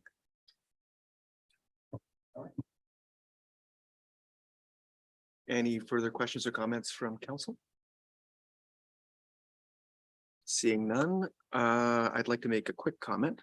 Really appreciate focus on a large number of diverse events that really gather in the community, especially youth. I love that you've got the fine arts show basically reaching out far and wide and bringing people in, but your focus really seems to be inside the community and really supporting artists and supporting thinking about art and so on and so forth. So really like that. And obviously your presentation was very detailed and provided a huge amount of very important information. So thank you very much for all that. At this point in time, we're looking for a motion. And I would suggest a motion similar to the other two. And we've already got it. Yay. The council directs staff to bring back funding options at the March 21st meeting to consider formalizing funding of $8,500 and entering into a 5-year service agreement with the Sauk Arts Council. And I'm looking for someone to move. I'm going to go Council McMath. Sorry first. Sorry. You're beaten out again. Any further comments or questions? And anything from Council McMath? Nope. Okay. All in favor? Motion carries. Thank you very much. At this point in time, I understand that council expected to be proceeding until 12:30ish, which is 5 minutes from now. But I would suggest that we have one more delegation and that we might want to take care of it, but I'd like to see how people feel about that. I think our time limit was Mayor Tate. We're here. Let's go. Okay. So happy to be able to not waste all your time. Sorry, not that it wasn't fun, okay, up till now. Come on down.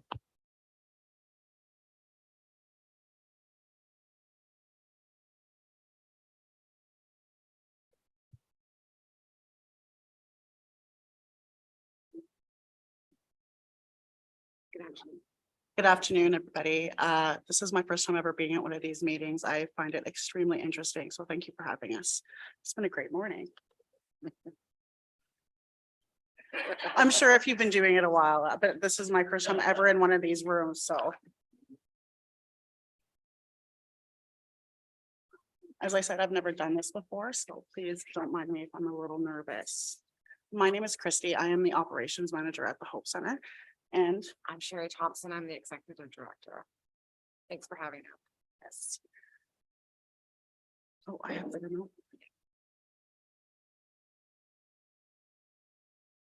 Maybe.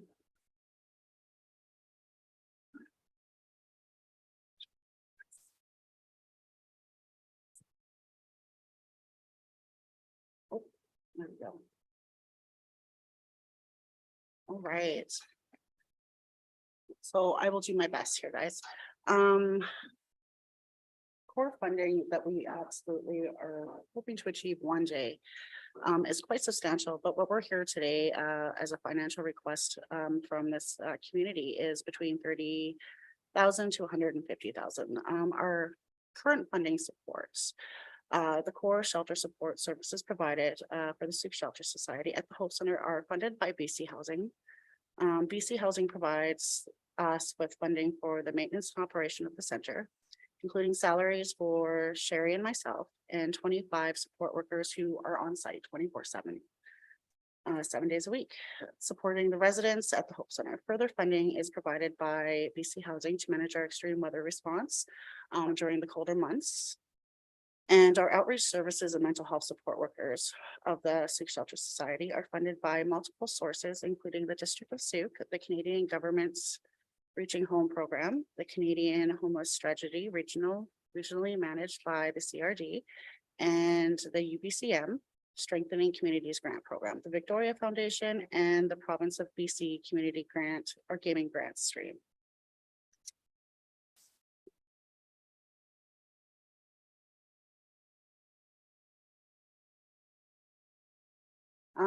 So a little bit about our journey.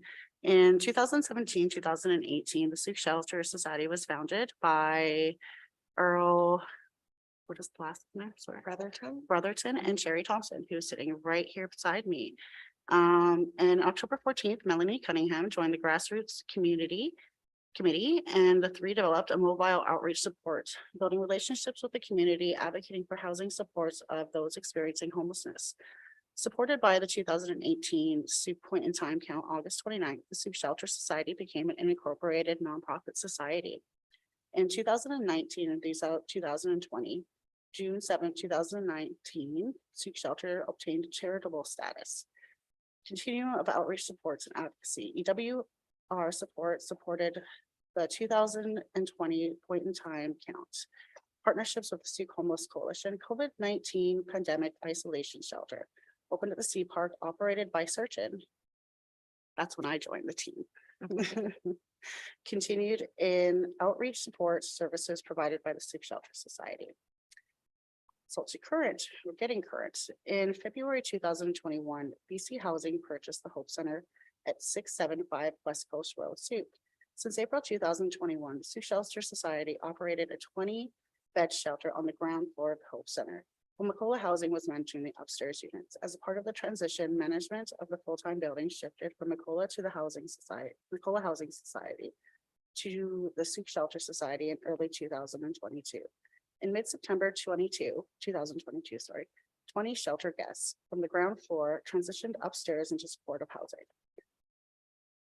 The main floor is currently being renovated and transitioned into a service hub, as well as 6 permanent shelter beds as an ongoing continuum of care, outreach support services, advocacy, and EWR Sioux Homeless Coalition and participation in the development of the Sioux Homeless Coalition 3-year strategic plan. It's a lot to say.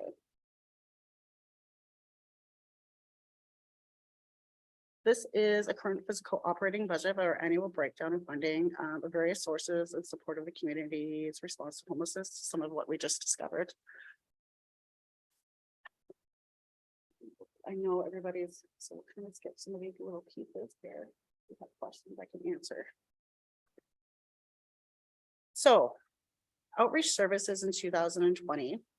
We had a total of 86 clients. In 2022, we have 220 clients. We've seen quite a big increase and are still seeing this increase today. Currently, we have 159 at-risk clients, 50 unhoused clients, and 11 at-risk unhoused families. So we do door services and over 3,000 visits to our front door services in 22 alone. One fact that we like to share, just is because this is something we hear quite often, shelter clients and visitors are from the Sioux and surrounding area. It's very rare that we have anybody stay more than 2 weeks that's not from the community or the surrounding area.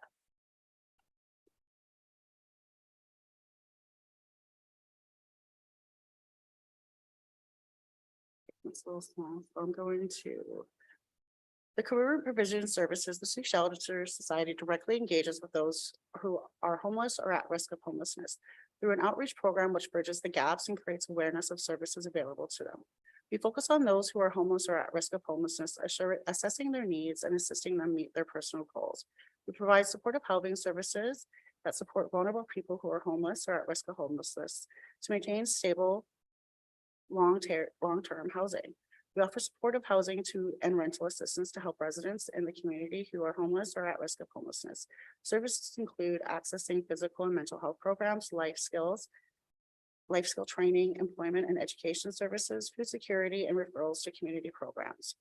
Outreach and case management supports are for those who are experiencing homelessness are designed to help anyone in the community who are in need of extra support. Our services include advocating and offering support services to clients in the community, case management to improve their current situation. Case management refers to collaboration and planned approach, ensuring that the person who is experiencing homelessness or at risk of homelessness gets the service and support they need.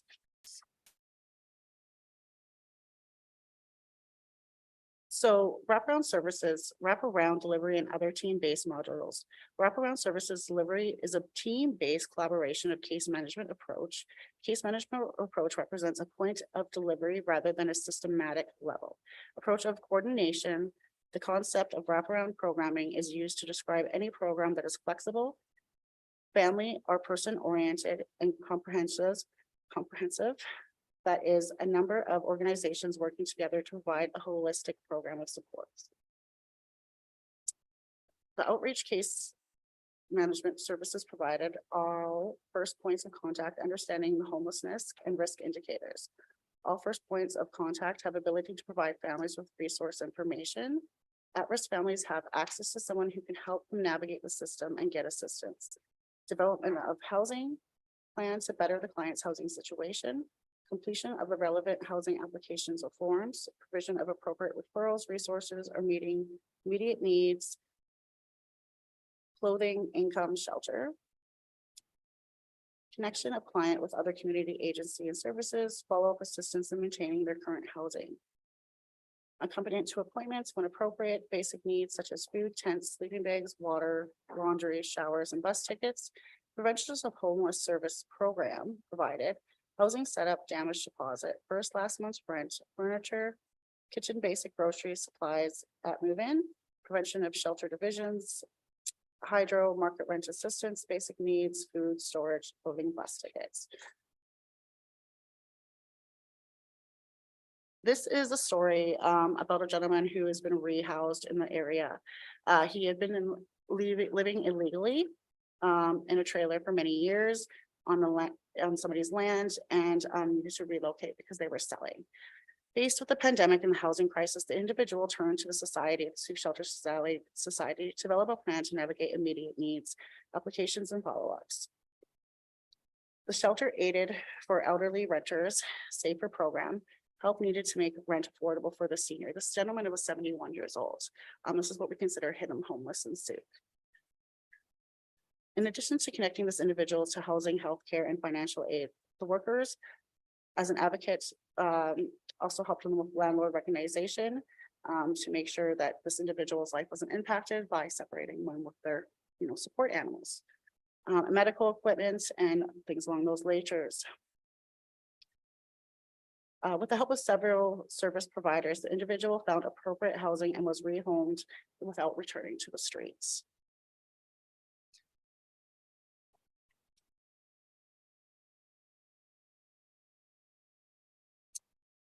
We just want to touch base on the front door services because this shows our increase of services being provided through the years. We work one-on-one with the food bank, who are amazing and provide us with what we do, daily lunch bags. So everybody is able to come to our door. If you're hungry, you can come to our door and receive a lunch bag, whether it be an individual or a family. We're there to make sure somebody is fed. From 2022 to 2023, we provided 298 lunch bags to families. And individual clients, we provided, sorry, just trying to read my own stuff here, 3,378 lunch bags to an individual needing food. And altogether, we've seen an aspect of just in the lunch bags, or sorry, the total front door services was 3,678. So this also includes camping equipment, door services, including harm reduction, bus tickets, and food cards. In 2021, we only seen 2,519. So we've seen an increase from 2021 to 2023 of 398 people accessing just these door services. This doesn't include the case management aspects of looking for housing and doing paperwork. This is just basic staff going to the door and assisting people where they're at.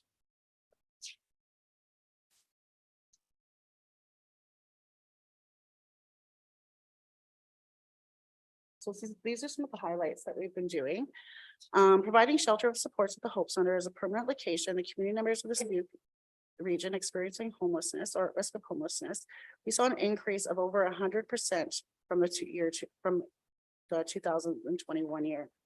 During 2021 and 2022, the Sioux Shelter Society was granted funding to provide temporary positions for a mental health addictions counselor, outreach workers, and homeless coordinator that focused on the vulnerable population and provided multitude of service navigation and supports based on individual needs to each client. As of September 2022, Sioux Shelter Society housed 20 unhoused individuals into supportive housing at the Hope Center. So this is some of the most exciting stuff to date. So just in January and February alone, 10 families received $100 towards food. 20 individuals received $50 towards food. 2 families received $100 worth of clothing, housing funding. We had 3 families and 1 individual receive essential utilities crisis supplement towards BC Hydro bills. 3 families received one-time market rent. Total of services provided to families 6. Total services provided to individuals 4. So what grant was this one? This is through the Reaching Home program. It's the prevention of homelessness program. And since this was written, the numbers have actually increased. We've helped house and rehouse a total of 9 individuals and families in Sioux. So it's a really exciting program. We're It's getting to working. see it. Yeah. Yeah. We're getting to see the results just as we speak. So I know we're short on time here, so I just want to make sure that I'm using it valuably.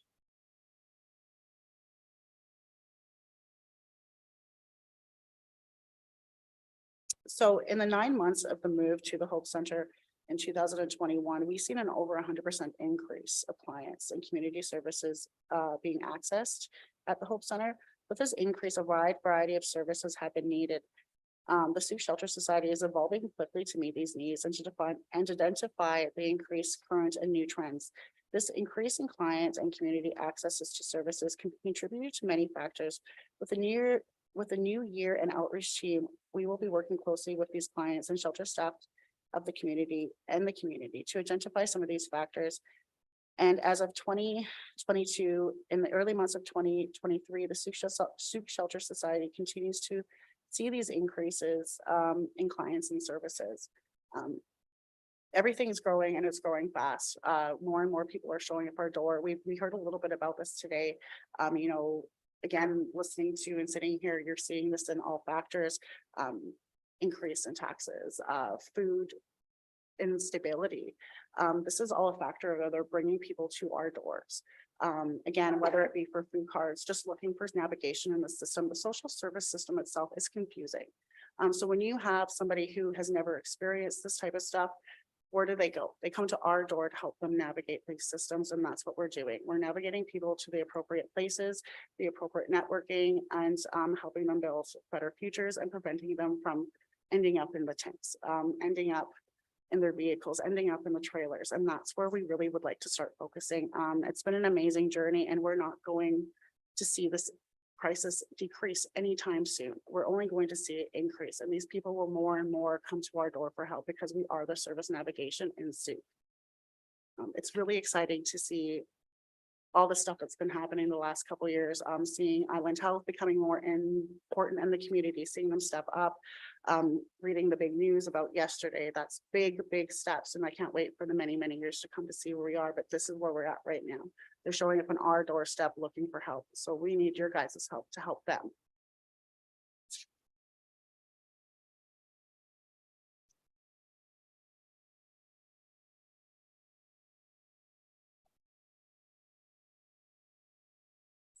Is your presentation done? Almost here. Okay. Sorry, I'm trying to make it fast. I'm trying to skip the least important pieces. Do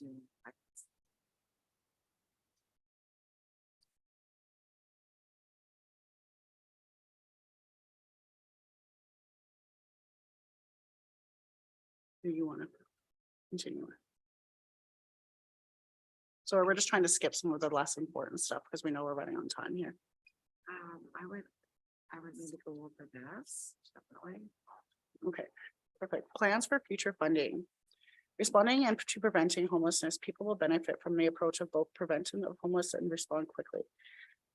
To assist people experiencing homelessness to becoming stably housed, the budget plan is to expand services and shift the approach to homelessness in the community from reactive to proactive. By housing setup, insurance, damage deposit, last month's rent, maintenance, moving, furniture, kitchen, basic groceries and supplies at move-in, prevention and shelter diversion, providing $200 to $1,500 a month in rental assistance for 50 to 100 program participants, eviction prevention, emergency assistance, legal representation, short-term financial assistance, and moving costs. Basic needs such as food, clothing, storage for 3 months, access to traditional foods and medicines, personal identification, transit tickets to the home community, life skills development, cultural relevant sports, prevention of homelessness is the best and most cost-efficient solution. This is done through reducing the risk of early intervention. This is through early intervention and treatment, underlining conditions of housing. So this is the program that we have right now, the prevention of homelessness program, that is currently funded through the Reaching Home. The CRD is the administrator for the Reaching Home funding. And it is Canada's strategy. It's Canada's solution to homelessness right now. It's as opposed to some of those Band-Aid solutions that we've been a part of. So with our request, we are hoping that we could use that funding to continue on with the prevention of homelessness program. And currently, the funding that we're receiving from the Reaching Home is it's providing funding to have one outreach case management worker to do all of the numbers and the diverse needs that we have in Sooke. And we just don't have the capacity to take all of those needs on with one outreach worker, right? So this would help us to hire a second outreach case management worker to provide the prevention of homelessness program.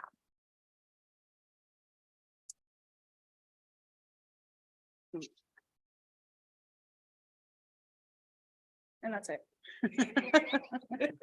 Thank you very much. Thank you for listening to me stutter. All right, so I'm looking for questions from council, questions or comments. Councilor Jeunesse?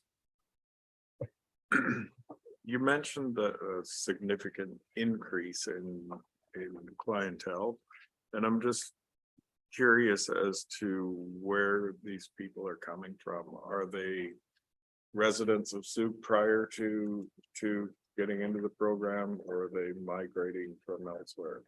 They're from Sooke. So as the whole country knows, we're seeing inflation, we're seeing a housing crisis, we're seeing a toxic drug supply. There's many, many factors and contributing to this. And if you were to come on our property, if you were to come have a coffee, you see that they're all from Sooke, whether they were born and raised here or whether they've been here for 30, 40 years. It is, again, surrounding areas in Sooke. Very, very rare do we have somebody come from outside of the community or the surrounding area. And at most, especially in my experience, they're there maybe 2 weeks and then they've gone back. It's just between city living and community living, like small town living, it's just the same as everybody else's. People have their preferences. If they're from the city, they actually rather be in the city, or our folks out here, they don't go near the city. Understandably, especially in that type of clientele and situation, right? But yes, they're all from the Sooke. Thanks. You bet. Councilor Bateman? Okay, so just as a preamble, I am the co-chair of the Sooke Homelessness Coalition, and this application was produced independently by the Sooke Shelter Society, working with the district. And so thank you for this application and this in-depth PowerPoint. They get more in-depth all the time as you gather metrics and data, which are so critical for applications of this kind. So I just wanted to reiterate and please confirm these statements that the funds you are seeking from the district are explicitly for the stabilization of people, Sooke people in crisis who approach the shelter for help at the time of their deepest need. Yes. Yeah, okay. And that your assistance is designed to make their personal experience of homelessness or near homelessness rare, brief, and non-recurring. Yeah, exactly. Yeah. Yes. We didn't work this out beforehand, by the way.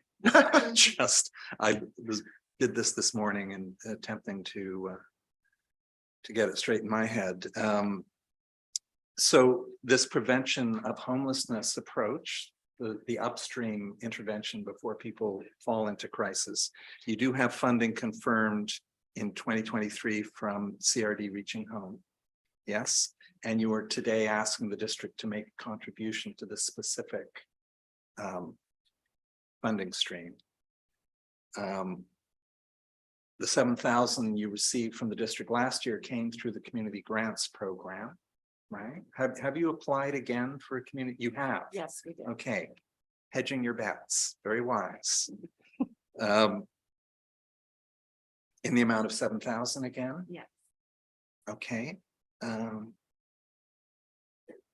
You've demonstrated growing need in the community.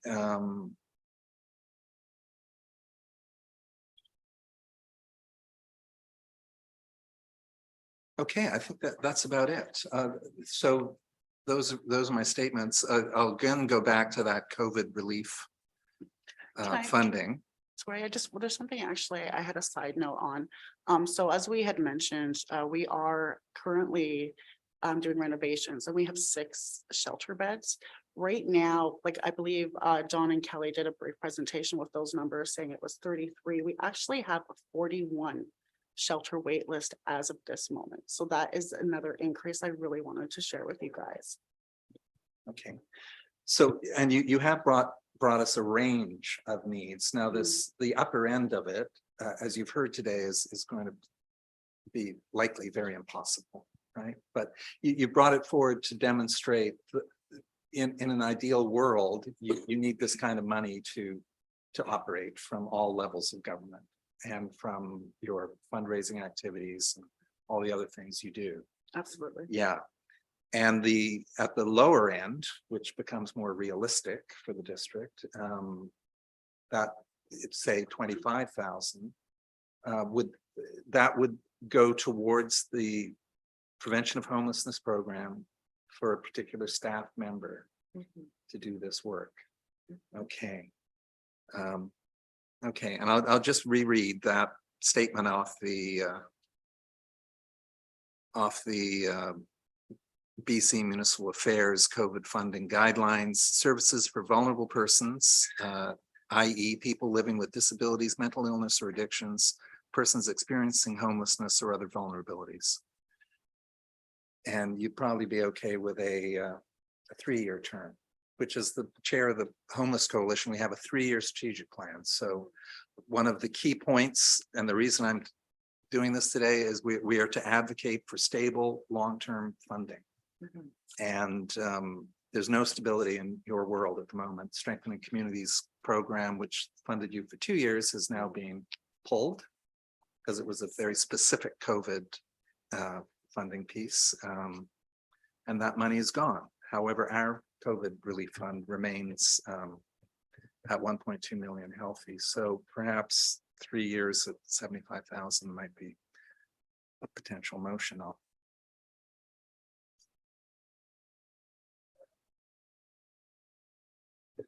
Yeah.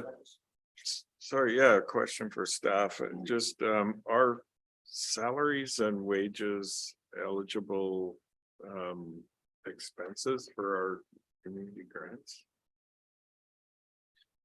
Per the community grants and sponsorship policy, they are not eligible for funding, but this is the service agreements are kind of outside of this in a gray area, although we do use the policy as a guideline for setting these up. So it would be at your discretion. Our advice, if we're using COVID restart funds or any funds from a reserve, that we're not funding some positions or salaries or wages, because then we're committing to essentially an ongoing expense with only having a short-term funding source. And eventually down the road, we'd be looking at having a tax increase to keep someone's position that's not in our organization. Thank you. Speak to that just a little bit. So, in the event that it's not eligible for wages, we could use it towards the prevention of homelessness deliverables, right? So, just wanted to bring that to your attention. Thank you for that clarification, Councilor Beddoes. Yeah, where do I start? I'm gonna look like the Grinch again, but I have a lot of problems with this. When we originally looked at the 7,000 to the community grants, we were very, very much aware that this is a BC financial responsibility and that it was a slippery slope. And but we okayed the 7,000, and I don't have a problem with that. But again, well, however you do the fumbling back and forth, it's really going to be funding a second outreach worker. You can do the math and move it over to this column or that column, but that's basically what it's for. I'm not so sure the COVID fund is for that. That's not sustainable. I understand the compassion of our counselor and your compassion. My son is a outreach worker in Nanaimo, works with the street people. He's in the flying squad right now that looks after that. So I'm very much aware of what you're up against. But I'm also very much aware of the citizens in this community, which a great number are not happy with the homeless situation. And I know this is, you're What doing. community isn't though, right? Well, no, I know, I'm not, I don't want to start into. Let's not interrupt while Councilor Beddoes is speaking. Thank you very much. Yeah, the thing is that I have to deal with those people that call me and say, well, what about all this and that? And I do understand, because I've seen it, down at Sea Park, when we had it down there, that you did bring some people out of that situation, you got them, you know, their license and everything again, and got them ID and helped them. I'm well aware of that. But this is a slippery slope to BC Financial dumping down on the community. And for us to, if it goes to the taxpayers, and that remains to be seen, I would have a tough time with that.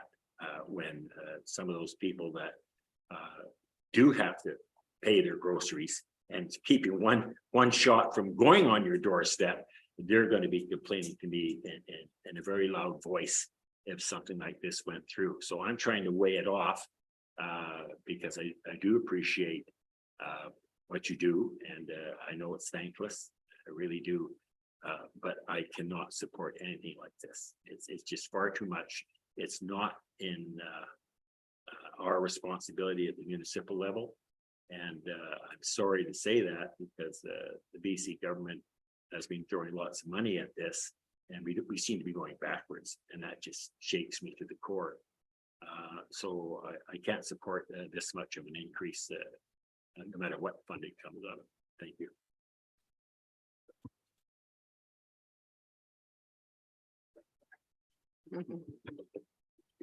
I'm going to make the same motion that we've made previously, because we need to see the whole wash before we make a choice either way.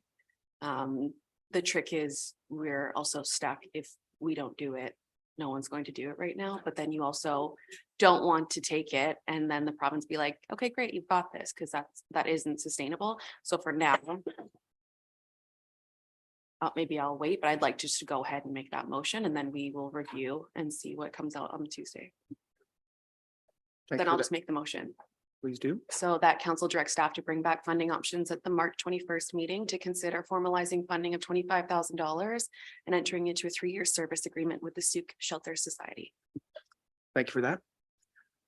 I'd like to make a few comments before we go forward. I actually have specific experience working in the downtown east side as an employment counselor. And in that role, what I found was that nobody could actually hold down a job if they were living in a shelter. Let's just be honest. I saw people try and they fell asleep in the kitchen, which I have no idea how anybody could do. So just saying, you need to actually have stable housing before you can hold down a job and actually pay taxes, pay property taxes. And quite frankly, not be one of the people who scare other people who are paying the property, which sounds like an awful thing to say, but that's just the way it is. I also found that at least in one case, someone ended up on the streets, came looking for a job, had good skills in the trades, got blindsided for their wallet, came back to me a week later with a head injury, looking for help to get their ID and their glasses and get on PWD. So I'm well aware that actually a stitch in time to make sure people don't end up in the streets at all can save taxpayers thousands, if not millions of dollars in the long term.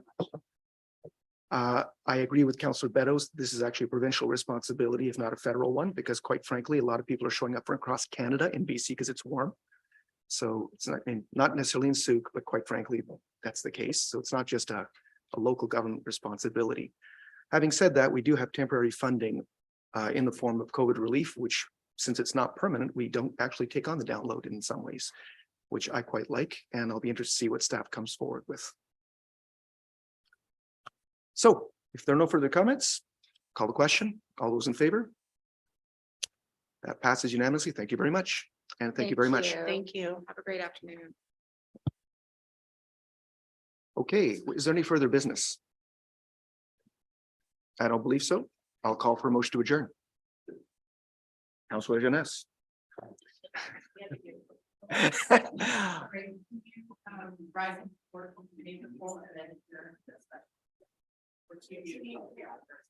Okay, so you want to adjourn the committee of the whole and. Okay, so we'll need to rise and report from committee of the whole. I need someone to make that motion. Councilor Jeunesse again. Star. And a mover and a seconder to adjourn. Councilor Math moves. You were too slow. Councilor Jeunesse seconds. All those in favor? Boom, done. Thank you very much, everyone. That's good. If everything comes back. Sorry, I do have a. I feel like